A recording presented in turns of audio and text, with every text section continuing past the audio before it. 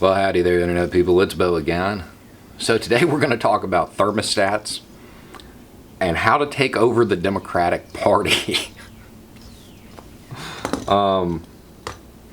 Thermostats, like the one in your office building, okay? And when you're talking about in big office buildings and commercial places, the thermostat that you as an employee have access to, most times it doesn't do anything. It's a placebo. It's there to give you the illusion of control. Doesn't actually do anything though. You move it from 70 to 80, it doesn't actually make it 80 degrees. Some of them are even so advanced that they have white noise generators that make you think the air conditioning has kicked on. Crosswalks. A lot of crosswalks are the same way. You push the button, it's not even connected to anything. The crosswalk is just synced up with the traffic signals for cars. The illusion of control. I got a message. Bo, you, Chomsky, and a whole bunch of other people seem to believe that voting is the least effective means of civil engagement. To be honest, you have convinced me of this. However, none of you people who are attracted to their mothers, not his term, have ever laid out a plan to change that. Could you, for 1 second, be Mick instead of Bo? Pretend that you are advising people in some, this is not a nice term, don't use this, pretend that you were advising people in some developing world country on how to realign their government without violence. In short, how do we take over the Democratic Party? Wow. I like it. Okay, mask up, buddy. In the United States, in most representative democracies, you have a naturally occurring power vacuum that you could take advantage of. Yeah, voting is not an extremely effective means of civic engagement, but it is what it is. It's a tool that a lot of people can use. This is transferable to other countries. That power vacuum exists. Exploit it. Who ends up in the leadership of the Democratic establishment? Those who have been there the longest. Those with seniority. It's kind of how it works. So, for the moment, if you're a voter, forget about the presidency, forget about the Senate, really. Sure, vote for harm reduction, whatever, but those aren't as important as you might think. I mean, they seem important right now, but long term, if you want deep systemic change, it's going to take a while. And like anything else, real leadership starts at the bottom, not at the top.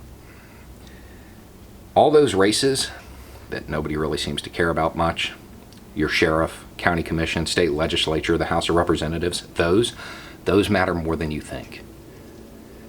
Those elections, they're easier to win, they require less money, less influence, they're attainable goals, right?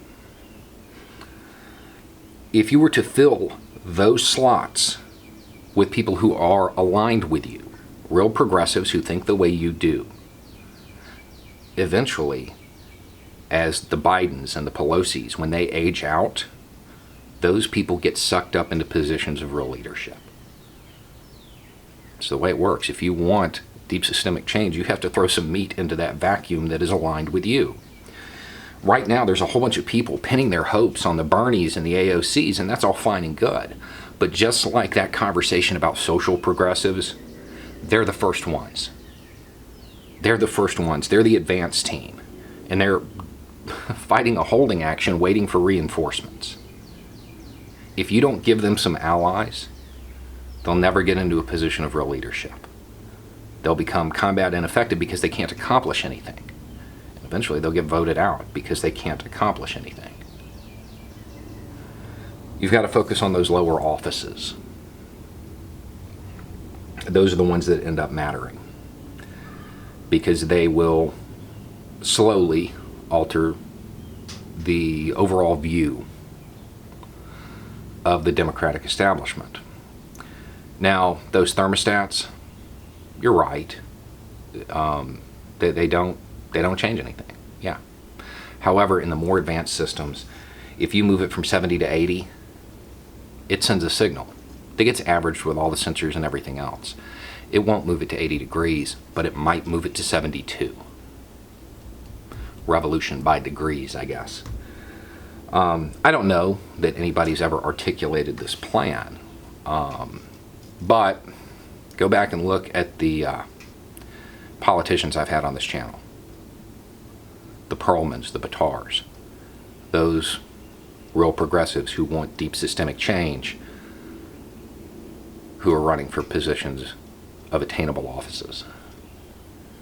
If you want to use this method, if you want to use voting, that's how you do it.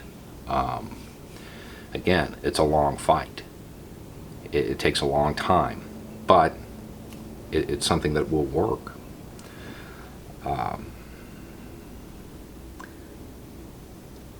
It's not as glamorous. It's not an immediate win, but real leadership starts at the bottom. So your community network, that can help influence an election. And then that person, as long as they make it up without being corrupted, you can get people in office that reflect your ideals. Anyway, it's just a thought. Y'all have a good day.